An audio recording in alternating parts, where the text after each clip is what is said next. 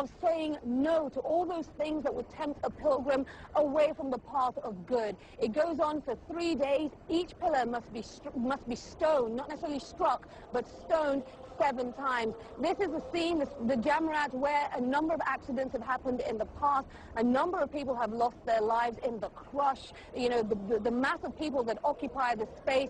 But we've just checked in with a Saudi security official. There have been no reports of any accidents up until this point. Now, Stephen, we want to share with our viewers also the story of one pilgrim in particular. Leslie Rowan in this sea of pilgrims stands out. She's an American-born Muslim convert. But when it comes down to it, she's just like all the other people here in Mecca. She's on a spiritual journey. They come together as one on the plains of Arafat. Under the hot Saudi sun, nearly 3 million Muslims spend the day in prayer and meditation, all hoping God will hear their prayers on this, the second day of the Hajj. Muslims believe this ritual is a dress rehearsal for the Day of Judgment, and when the sun sets, the pilgrimage reaches its climax. This is a day of forgiveness, a day of emancipation, a day of forgiveness. And that's what Hajj is all about, is becoming a newly born person. For Leslie Rowan, an American-born Muslim convert, the experience of performing her first Hajj is a dream come true. We spoke to her just hours before she set out for Arafat. Just thinking about the day's significance filled her with emotion. I'm going to be praying for forgiveness for my sins, and that, I think, is what we all are after. And, you know, there are a lot of things that we do consciously and unconsciously. I want a closer relationship with God. This 49-year-old resident of California is a long way from home, and she says she is relishing every minute of her spiritual journey.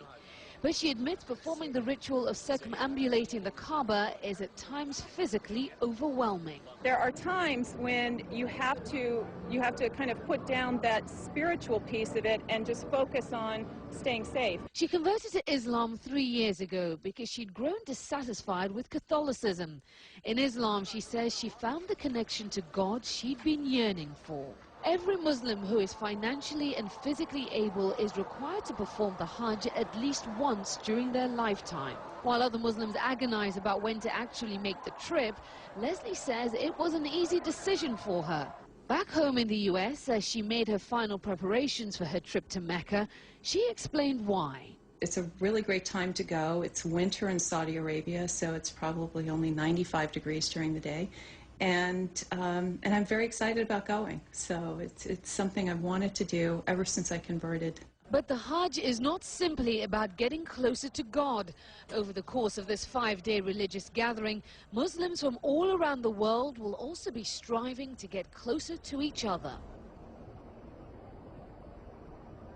Now, Stephen, once Leslie has completed the ritual of stoning the devil, what pilgrims do then is they sacrifice an animal. That meat is distributed amongst the poor.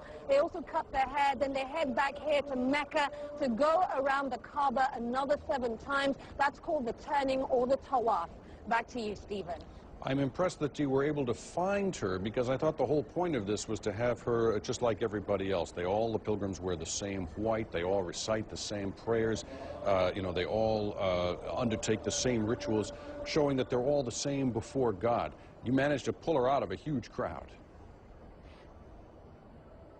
Well, Stephen, just a point of note, it is the men who come to perform Hajj that must take on the white ihram garment. All pilgrims will be in a state of ihram, which is a state of purity. But in terms of the actual outfit, it's men that must wear the white, so it makes it much harder to pick them out. Women, when it comes down to it, aren't actually bound to wear any color in particular. It has just become a norm that women tend to wear white along with the men. The only thing women must not do here at the Hajj is cover their faces, even if that's what they do back at home. Stephen. Fascinating insights. Aisha, thank you for that. We'll look forward to seeing you later in the week as well. That holiday that Aisha mentioned, Eid al-Adha, is the cause of another major development in Saudi Arabia, which